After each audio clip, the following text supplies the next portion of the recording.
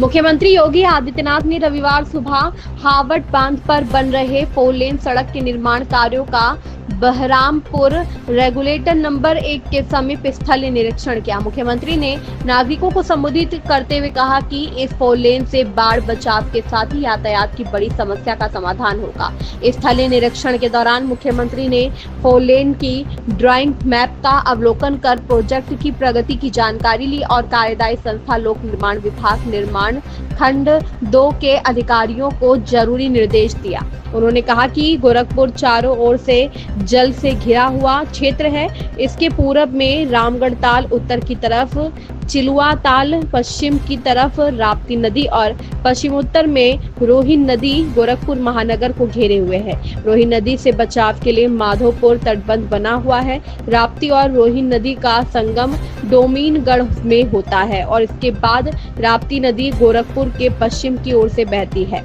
राप्ती नदी की बाढ़ से बचाव के लिए हावड़ बांध बना हुआ है। मुख्यमंत्री ने कहा कि पूर्वी उत्तर प्रदेश में यदि कहीं बाढ़ आ जाती है तो गोरखपुर महानगर ही महत्वपूर्ण केंद्र होता है, जहां से बचाव के कार्य सुगमता से संपन्न होते हैं।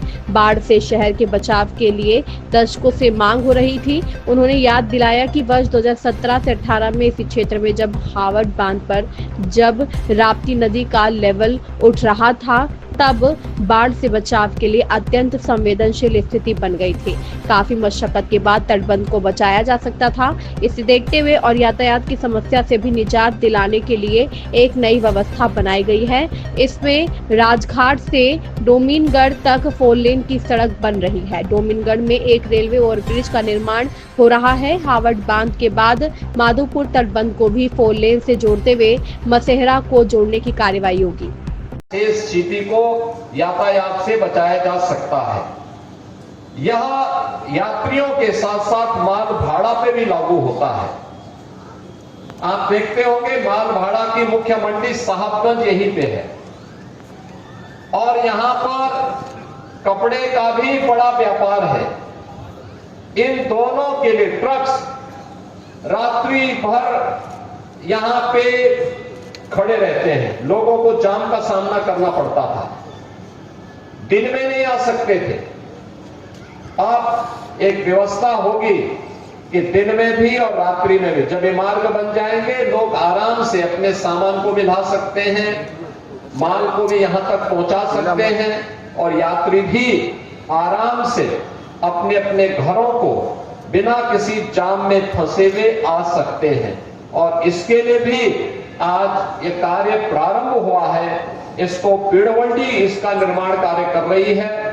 ब्रिज कॉर्पोरेशन रेलवे ओवरब्रिज का निर्माण कर रही है और सिंचाई विभाग भी साथ में सहयोग कर रहा है कि अगर कहीं पे कोई रेगुलेटर है तो बरसात के पहले पहले उस रेगुलेटर को ठीक कर ले, जिससे सिटी के अंदर कहीं भी जल जमाव की समस्या का समाधान न हो पाए, तो उसका समाधान हो जाए और कोई भी जल जमाव की समस्या सिटी के अंदर न होने पाए। इसके लिए जो 3 बड़े कार्य यहां पर दिए जा रहे हैं, इनमें गोरखपुर राजघाट पुल से लेकर के डोमिनगढ़ तक ये लगभग 4 किलोमीटर से अधिक का 4 लेन बनेगा।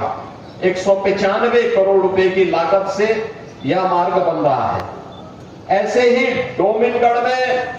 डोमिनगढ़ से माधोपुर तटबंध होते हुए और ये महेसरा तक जाएगा।